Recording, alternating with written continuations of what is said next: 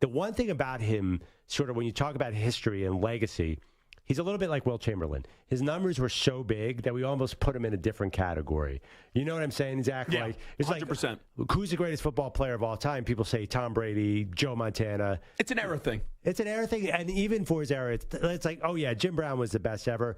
I think maybe the league wasn't fully integrated at the time, but I don't think he gets full credit for how dominant he was because he played before the Super Bowl era, and everyone's like, oh, yeah, I mean, of course Jim Brown was the best, but then they don't include him in that conversation always. There's a handful or two of just names that it doesn't matter how old you are or how young you are. If you pay attention to the history of the game, you know there are certain legendary, iconic names. And I think sometimes now in our society, we use the words legendary, iconic, greatest of all time just so freely. Like, that's why I'm so tough when people call someone a great player, and I have a tougher standard for that, but there's no doubt about it. Jim Brown is right at the top of that list, and he's one of those names that's just so essential to pro football. Absolutely. Give us a call, 855-212-4CBS, 855-212-4227, if you want to share any thoughts on the passing of Jim Brown.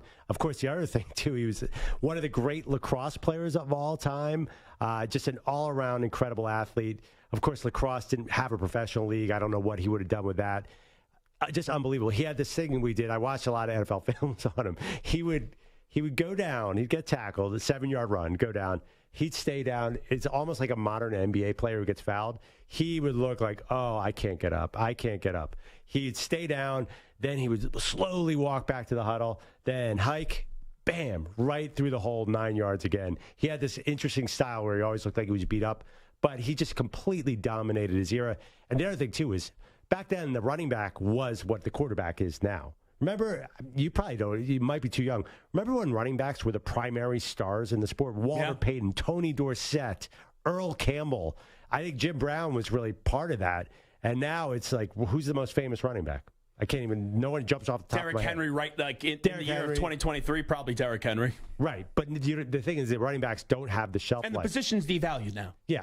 I mean, for me, the Mount Rushmore is obviously Barry Sanders, Jim Brown, Walter Payton, and Emmitt Smith. Those are the names that jump to mind. I'm probably missing somebody. But you're right. You said it well. There's certain names you can't talk about NFL history. They're just iconic. Well, it's also, I think everyone has that uncle or that father that lectures them on football.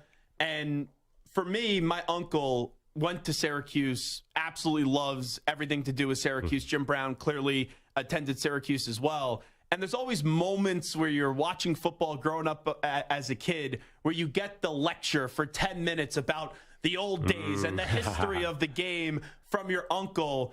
And my uncle always would tell me about the career and the life of Jim Brown. It was just one of those moments where I could probably recite the speech like word for word because it was the same talk over and over again because it's one of those names that he was told about, and it's just one of those names that you just pass down through generations and generations when you talk about the history of the game.